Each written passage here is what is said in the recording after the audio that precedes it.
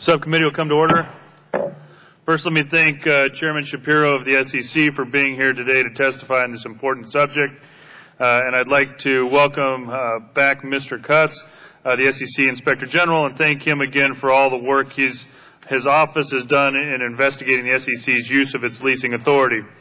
On June 16th, the subcommittee held a hearing regarding the SEC's leasing of over 900,000 square feet of space at Constitution Center in D.C.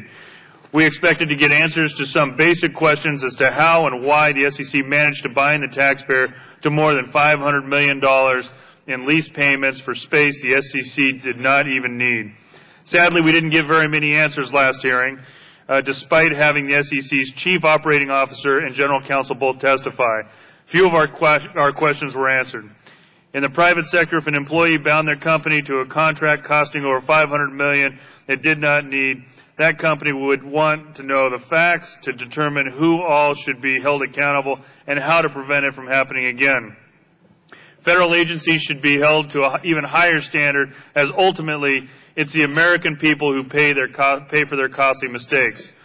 While the IG, who is here to testify today, did a thorough job in his investigation on this lease, our subcommittee expected to be able to get answers directly from agency leadership at our last hearing.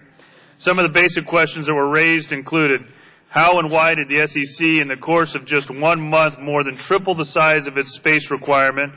Why did the SEC believe it was appropriate to base a procurement of a new lease on an estimated number of new employees for which there was no approved funding? Why did the SEC assume all of the new employees would be in D.C. when Chairman Shapiro had previously indicated nearly half would be assigned to the regional offices? Why didn't the CEO, COO, or other officials at the SEC ask questions regarding the increase in projected lease payments? What facts substantiated the SEC's decision to sole source contract? Why was a sole source contract worth more than $500 million negotiated over the course of just a couple of days?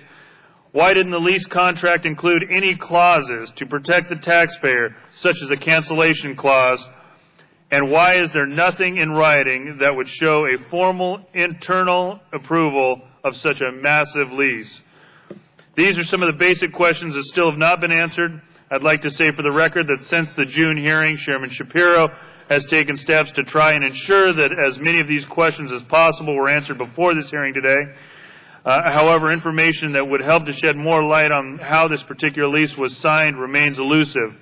And it still remains unclear how or why Chairman Shapiro, as head of the agency, you verbally approved a $500 million lease based on a 10-minute unscheduled meeting. As I mentioned at the June hearing, the IG report is breathtaking. It is inconceivable that the SEC bound the taxpayer to more than $500 million based on back-of-the-envelope calculations that were inflated and just simply wrong. And it's even more disturbing that such a lease was signed without any formal internal written approval, no OMB approval, and no congressional approval. And on top of that, the SEC proceeded with a sole source contract negotiated over the course of just a few days based on a justification document that was backdated and altered.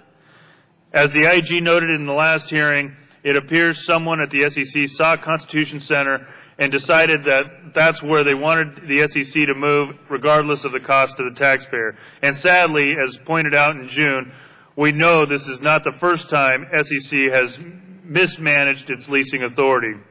Previous IG and GAO reports have shown that the SEC has a history of making bad decisions when it comes to leasing. Our subcommittee has been working on a bipartisan basis to cut waste when it comes to our federal buildings, even clamping down on waste and excess building in the federal courthouse program. The Civilian Property Realignment Act that I introduced earlier this year is intended to decrease the federal space footprint, putting more people in less space. This legislation would also revoke the SEC's ability to make this mistake again.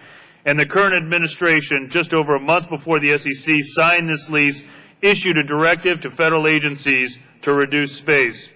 Reducing waste in federal real property has been and remains a priority, and it is unclear why the SEC didn't get it.